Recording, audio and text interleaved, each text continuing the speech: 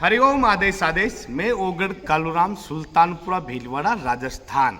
हम कभी भी सोशल मीडिया पर या आश्रम पर कोई अंधविश्वास नहीं फैलाते हैं, ना ही हम कभी किसी को गुमराह करते हैं, ना ही किसी को हम बीमारी को हटाने का पूर्ण दावा करते हैं। कोई भी बीमारी है, आपको पहले हॉस्पिटल जाइए, डॉक्टर का समाधान करवाइए। ओगढ़ कालूराम जी के द्वारा किए जाने वाले परम कर्तव्य हमेशा गौ माता की सेवा करना, समाज कल्याण करना, समाज सेवा करना और छोटे छोटे बाल बच्चों को पढ़ाने के लिए पढ़ाई लिखाई की सामग्री वितरित करना, यही ओगढ़ कालूराम जी का परम कर्तव्य है।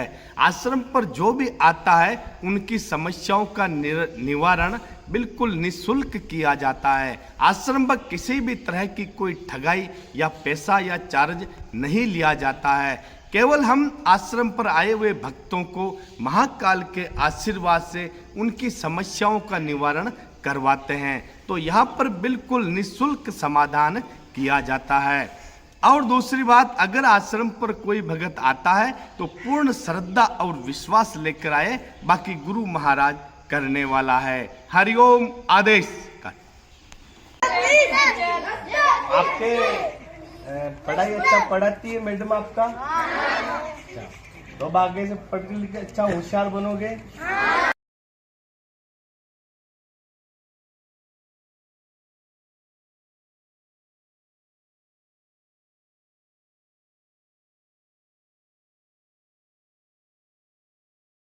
गाँव में अरे फालतू घूमोगे तो नहीं, इधर उधर बराबर पढ़ाई करोगे, माता पिता की आज्ञा का पालन करोगे। हरिओम आदेश आदेश। मैं ओगढ़ कालूराम, सुल्तानपुरा भीलवाड़ा, राजस्थान। सर्वप्रथम मैं मेरी सभी माताओं, बहनों, भाइयों, गुरुओं, गुरु भाइयों को तहे दिल से बारंबार प्रणाम करता हूँ। जाने अनजाने भूल में अगर कुछ गलती हो जाए तो हमारे को क्षमा करें। हमेशा गौ माता की सेवा करें, माताओं बहनों की इज्जत करें, माता को माता समझें, बहन को बहन समझें और अपने माता पिता की हमेशा सेवा करें। अपनी नीयत को हमेशा साफ रखें, अपने विचारों को अच्छे रखें। आज हम आपको बता रहे हैं, आप जो ये वीडियो में आप हमको देख रहे हो, ये एक गुप्त कद्दू की बलि वाली अघोरी पूजा है।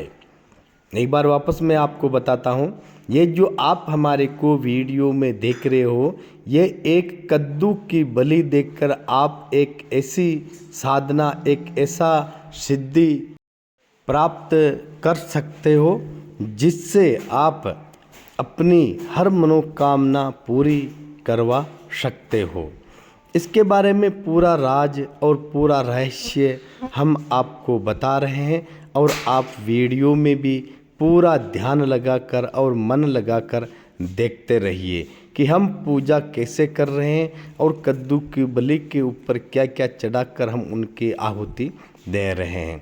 ध्यान से सुनिए। स्पष्ट बात यह है, कभी भी कोई भी सिद्धि साधना करने के लिए जीव हत्या ना करें, क्योंकि अगर आप जैसे महाकाली की पूजा करते हो, काल भैरव की पूजा करते हो, आप किसी बकरे की बलि देते हो, जीव हत्या करते हो, तो इससे आपको कोई भी सिद्धि प्राप्त नहीं हो सकती है।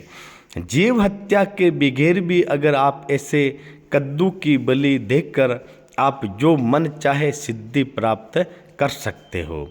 नोट इस बात का ध्यान रखें, कभी भी जीव हत्या ना करें और बकरे की बलि कभी भी ना दें। तो ध्यान से सुनिए। अभी हम ये आप वीडियो में देख रहे हो, हम ये कद्दू की बलि देंगे। हमने जप किया है, आहुति दी है और भोग प्रसादी हमने कद्दू के ऊपर रखा है।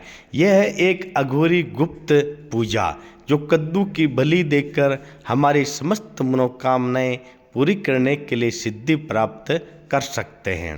ध्यान से देखिए। अब हम ये कद्दू के ऊपर जो भोग प्रसादी चढ़ाया है, हमारे चारों तरफ धुनियाँ चल रही है, ये हमने कद्दू की बलि दे दी है। अब इसके लिए क्या क्या सामग्री होना चाहिए वो आप ध्यान से सुनिए। सर्वप्रथम अमावस की रात और शनिवार का वार होना चाहिए। अमावस की रात, शनिवार का वार और पुष्य नक्षत्र होना चाहिए। क्या क्या इसमें समय होना चाहिए? पुष्य नक्षत्र, शनिवार और अमावस्या तिथि, ये तीनों तिथियां एक दिन में ही मिलनी चाहिए। इस दिन आपको दिन में क्या करना है? बाजार में से एक कद्दू लेकर आना है और रात को 12 बजे आप कहीं भी सुनसान जंगल में या शमशान में जाकर ये सिद्धि कर सकते हो। उसके साथ में एक कद्दू के साथ में कोई छोटा मोटा चाकू, एक सरसों का तेल का शीशी, 5 इत्र का शीशी, 5 पान, 2 सिगरेट और 2 इत्र का गुलाब और केवड़ा का इत्र साथ में लेकर जाइए। थोड़ा सा लकड़ी, कपूर और ये सारी चीज़ें साथ में लेकर जा कर के कहीं सुनसान जंगल में पहले सर्वप्रथम आपको 5 धूनी चलानी है चारों तरफ। 5 धूनी चलाने के बाद में उसमें आग जलाकर रख दें। फिर कद्दू को सामने रख कर कद्दू के ऊपर पान रखें, सिगरेट जला कर रखें, थोड़ा सा सरसों का तेल डालें, 5 इत्र डालें, 2 इत्र भी उसमें डालें और बाकी जो मिठाई है, लड्डू वड्डू जो भी है, ये सारे कद्दू के ऊपर रखें। और आपके पास जो भी कोई भी सिद्धि साधना का मंत्र है वो कम से कम 108 बार उस मंत्र का जाप करने के बाद में ही आप कद्दू की बलि दे सकते हो। कद्दू की बलि देने के बाद में आप और अपने पास जो सरसों का तेल या तिल्ली का तेल है, 5 धूनी में उनका आहुति दें। आहुति देने के बाद में आप ये बलि कब देना है कि जब आपका 108 जाप पूरा होना चाहिए। जब तक आपका जाप चलता रहे तब तक आपका धूनी जो चल रहा है वो धूनी में आग प्रज्वलित रहनी चाहिए, धूनी में आग बुझना नहीं चाहिए। 5 धूनी आपको बनाना है और बीच में आपको बैठना है, काला आसन लगाना है और काले कपड़े पहनना है। कद्दू के ऊपर सारी सामग्री का भोग लगाकर लास्ट में आपको ये आहुति देनी है। जब आप कद्दू की बलि देते हो तो एक ही झटके में कद्दू कटना चाहिए, कद्दू बीच में रुकना नहीं चाहिए। फिर इस कद्दू की बलि को आप कहीं अच्छे पानी में, नदी में, नाले में विसर्जित कर सकते हो। तो यह एक गुप्त अघोरी पूजा है, इनका रहस्य हम पूरा बता रहे हैं। तो आप ये करते हो तो अपने गुरु महाराज के आदेश का पालन करके ही करें, क्योंकि ये साधना बहुत क्रूर और खतरनाक साधना है। इस साधना को करने से पहले 1000 बार सोचें और फिर साधना अवश्य करें, नहीं तो आपको शरीर को हानि भी हो सकती है। आप जितनी भी महाकाली की साधना करो, भूत प्रेत पिशाच यक्षिणी सिद्धियां जो भी आप साधनाएं करते हो, किसी में भी ऐसा नहीं लिखा है कि आप बकरे की बलि दो या कोई जीव हत्या करो। ये सारी असंभव बातें हैं।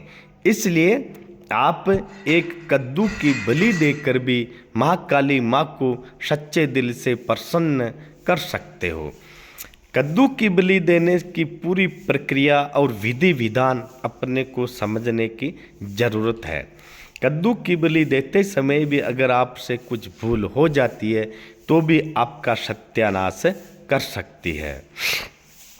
इसलिए मेरे प्यारे भाइयों, कोई भी साधना सिद्धि करो तो पहले गुरु महाराज से पूरा ज्ञान प्राप्त करो और ज्ञान प्राप्त करने के बाद में आप ये गुप्त साधनाएं करो। तो गुप्त साधनाओं का जितना फल मिलता है उतना ओपन साधनाओं का फल नहीं मिलता है। साधनाएं सिद्धियां हमेशा रात्रि काल में होती है, 12 बजे से 2 बजे के बीच में, और गुप्त क्रियाएं होती हैं। हरिओम। आदेश आदेश आदेश।